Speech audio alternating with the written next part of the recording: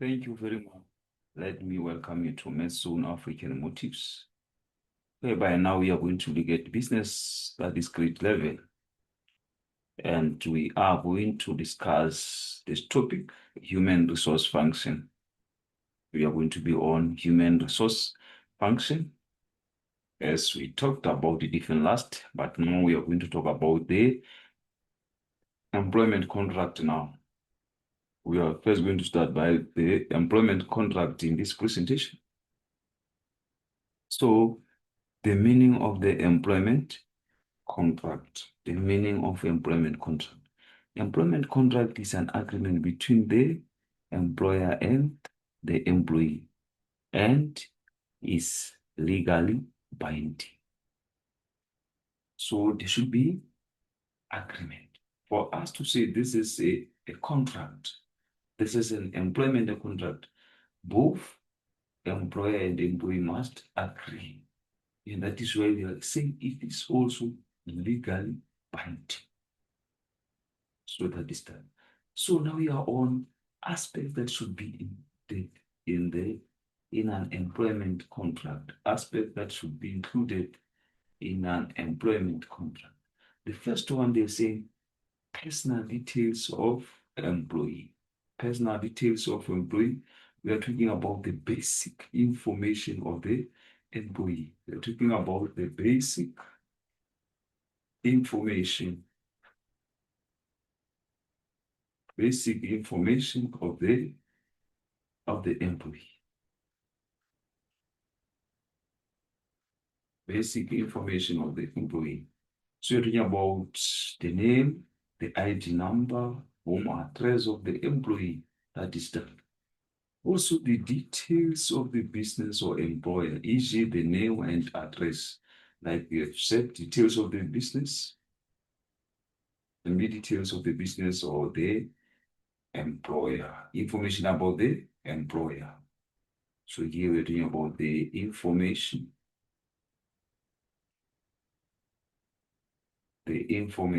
about the employer.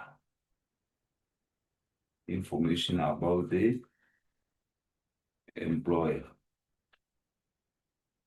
or the company itself. So, for example, ABC Manufacturing, 123 Main Street, Johannesburg. So that's the information about the business of the employer himself. Job title also should be included in the employment contract. We are talking about the specific position the employee holds. We are talking about specific position employee holds. Specific position the employee holds.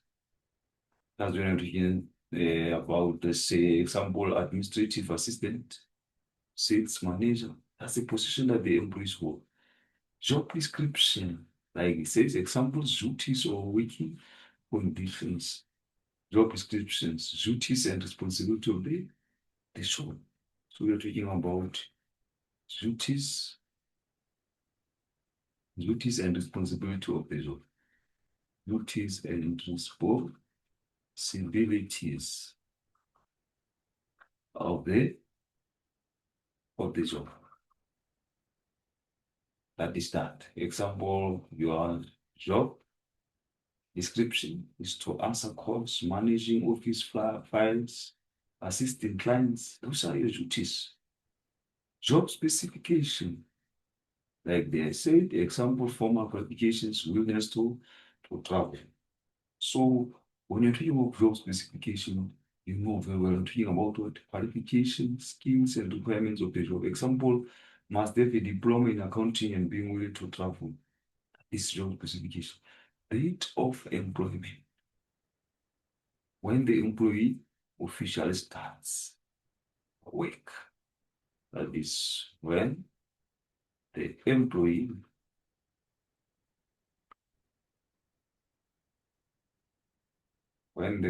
the employee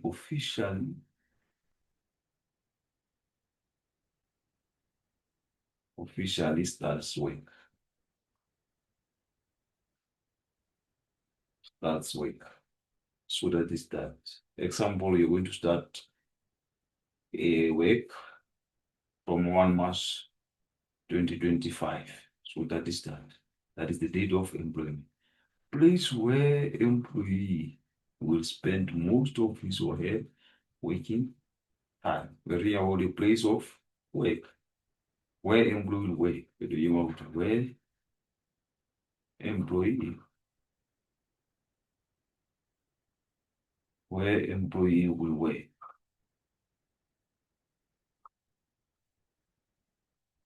Where employee will work. Example, company's head office in Durban. That is where our employee work. So that is the hours of work. Example, normal time or overtime. Normal working hours as well as overtime. Example, Monday to Friday, 8 to 6 with occasional overtime. That is that. Now to about the payment, the remuneration. Example, are you going to be paid weekly, monthly pay? So that is that. We're not talking about the remuneration, the employee salary or wage. So here we're talking about the employee salary or wage. Benefits now and fringe benefits.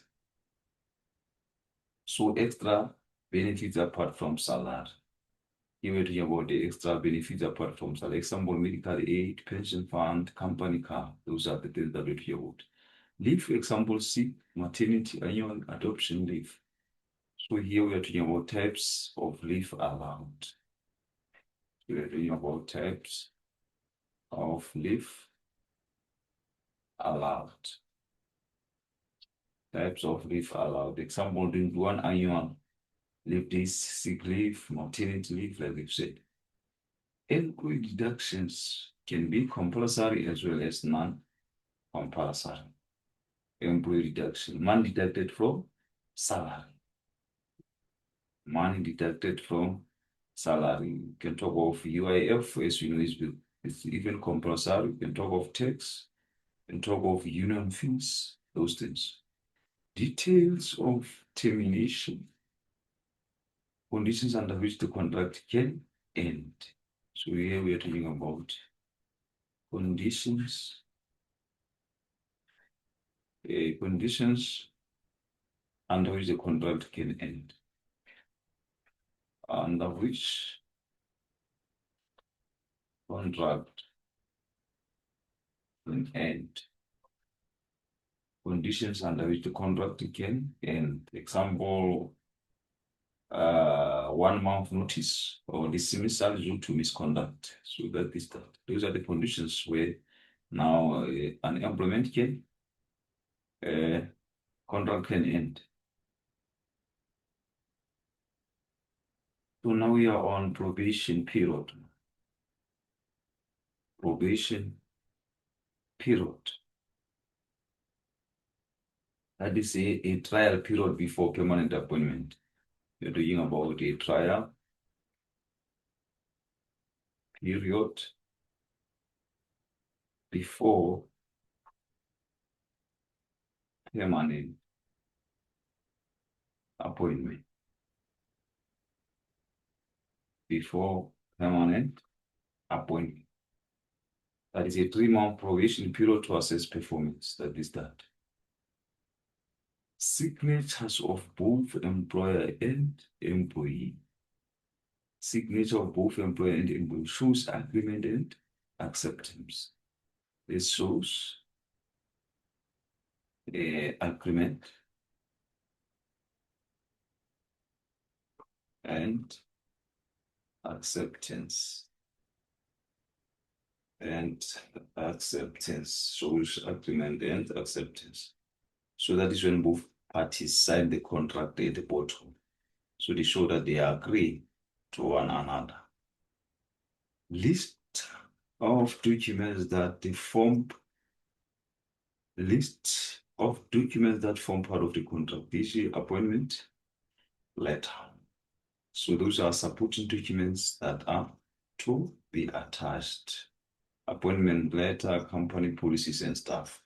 Disciplinary policies, e.g. rules, the disciplinary procedure for unacceptable behavior. So we are talking about rules and consequences for misconduct. So we are talking about rules and consequences. Consequences for misconduct. For misconduct.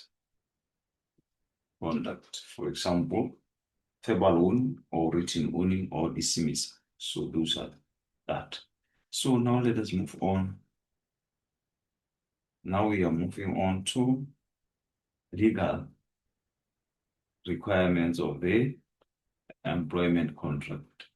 Legal requirements of the employment contract. It says employment contract is agreement between the employer and employee and is legally binding as well. So that is that agreement between employer and employee must be a legal agreement binding both parties. So a signed contract with terms and conditions. Employer and employee must agree to any changes to the contract. No one can change the contract alone. No one can change the contract alone. So both must agree if working hours are to change. Hope we're still on one page. Aspects of the employment contract can be negotiated during the course of the employment. We are saying the aspects can be renegotiated. That is allowed. The aspect can be renegotiated. Some conditions can be reviewed during the employment. Some conditions can be reviewed during the employment. That's what you're saying when you're talking about this point. You're saying some conditions can be reviewed.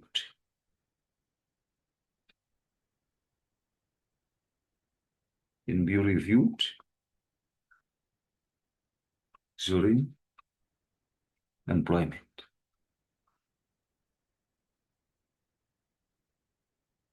Some conditions can be reviewed during the, for example, that you can make, the example that you can make is salary increased after 1 year. So that's that.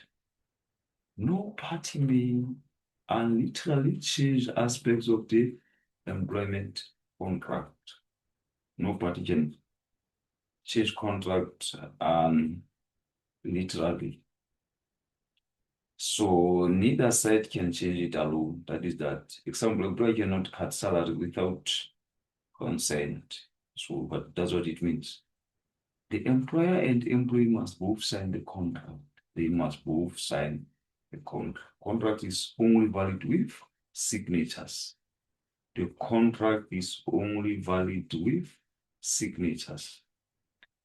The employment contract should include a code of conduct, code of ethics. That is that contract must state behavior expected. That's what we are saying. Contract must state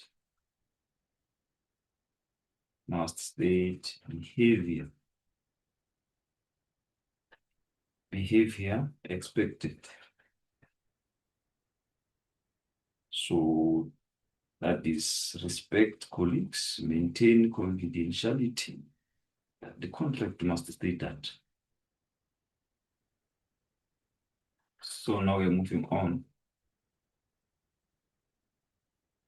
The employer must explain the terms and conditions of the employment contract to the employee. Employer must explain terms and conditions. The employee must understand before signing. He shall explain working hours and if there is benefit before agreement. Both we are still on one page. It may not contain any requirements that are in conflict with basic conditions employment at BCEA. So make sure that the contract is not going to contain any requirements that are in conflict with this act. So that is that. Conditions of employment. Conditions of employment of the employees must be stipulated clearly. Should be stipulated clearly. The conditions of the employment of the business. The remuneration package, including benefits, must clearly be indicated. So your remuneration, your weekly wage, your monthly salary, together with the benefits, should be clearly indicated. All business policies, procedures, disciplinary codes can form part of the employment contract. That is very important, that the benefits are to be there in the employment contract. Procedures, disciplinary codes as well. The employer must allow the employee to fully read through the employment contract before it's signed. So you are to go through the contract before you can sign it. You have time to go through it so that you understand it. Where you don't understand it, then you need more clarification. Where you think it can cheat on you, it's very important that you are going to go through it before, so that you can be able to identify. So now let us move on. Let us move on. Now we are on the reasons for terminating employment contract. Reasons for terminating an employment contract. What are the reasons that can take us to the termination? Well, that is when the employer may dismiss an employee for valid reasons, e.g., unsatisfactory job performance and misconduct. Those are the valid reasons, whereby now you are not performing well in the workplace, because this will be discussed earlier before you can do the work. That this is your expectations will be set earlier before you can even sign the contract. So if you cannot live up to those expectations, then the contract is going to be terminated. That is when you're talking about unsatisfactory job performance, or a bad behavior as well can lead to your contract be terminated. Employer may no longer have work for redundant employees. So we find that now there is no work. So you can keep staff with your organization, whereas there's no work. So that will force you to terminate some of the contracts of the employees. The employer may retrench some employees because they may not be able to pay the employees. Sometimes your business now not doing well, is struggling, you can't even afford to pay your employees. It's better to cut their contracts. Employees decided to leave and resign voluntarily. So sometimes because of the employees, now they want to go for greener pastures, they can just decide to resign. An employee may have reached the predetermined age for retirement, or now the employee is going for retirement. The age is no longer on his or her side to do the work. Let us move on to the induction now. Let us move on to induction. Meaning of induction. Like it says, new employees should be familiarized with their new work environment. Those employees should be informed about the procedures of the business. They should have basic knowledge of what is expected in the job. Ensure that the employees are well conversant with the business safety regulations as well as rules. So in short, when you're talking about induction, it's the process of introducing new employees to the business. Their job policies, their rules, work environment, so that they can settle quickly and perform effectively. But according to the point that we are given here, where we are saying new employees should be familiarized with their work environment, it means you're saying new employees are shown around the workplace. They are shown around the workplace, introduced to colleagues, and made comfortable in their new setting. So we can make an example, let's say, taking a new cashier on tour of the store, showing them where tills, storerooms, rest areas are. You see, that is that. Also, it talks about the employees should be informed about the procedures of the business. So employees learn how the business operates, including rules, reporting lines, daily processes. Example, you explain how to request the leave, how a stock is ordered, and as well as recorded. That is how the employees are informed about the procedures of the business. They should have basic knowledge of what is expected in the job. Knowledge of what is expected in the job. Employees are told about their duties, responsibility, performance standards. Example, the receptionist is informed that they must answer calls within 3 rings and record visit details. So that is that. They should have a basic of knowledge of what is expected in the job. Ensure that the employees are well conversant with the business safety regulations and rules. Well conversant with what? Business safety regulations and rules. Employees are trained on workplace health and safety measures to avoid accidents and ensure compliance. Example, teaching factory workers how to use protective gear or emergency evacuation procedures. So that is that. So now we come to the purpose of this induction that we have just talked about. Now we want to know the purpose of induction. Very important. Purpose of induction. The purpose, introduce new employees to management and colleagues to establish relationships with fellow colleagues at different levels. So it is very important for healthy relationships so that new employees and colleagues, they are going to establish what relationships.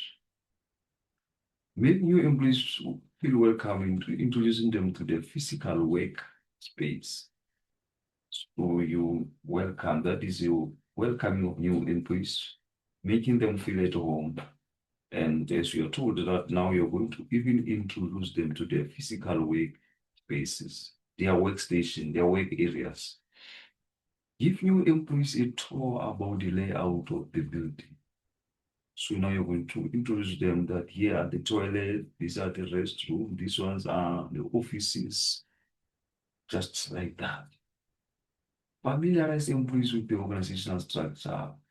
So now you're to familiarize them with the organizational structure so that they know whom they are going to report to, their supervisors and stuff like that. Allow new employees the opportunity to ask questions that will put them at ease. So it is with the induction that you are going to allow them to ask questions where they need clarity. And then this is going to put them at ease. This is going to break the ice. Create opportunities for new employees to experience different departments. So it is during the induction that they can be able to experience different departments. Explain safety regulations and rules so that new employees will understand their role in this regard. That is going to help to even avoid what? To avoid accidents. Communicate information about the product and services offered by the business. So they are to know more about the product and services of the organization. So this will be communicated during what? The induction. Ensure that the employees understand the rules so that they will be more productive. So make sure that they know their rules for productive sake. Communicate business policies regarding ethical and professional conduct. So that is that. So now we have to move on to aspects to be included in an induction program. Aspects to be included in an induction program. The first one is introduction to key people and immediate colleagues. So new employees are introduced to their team, supervisors to build relationship and easy communication. Safety regulations and rules. Safety regulations as well as the rules. So they have to know the safety regulations. Overview of the business.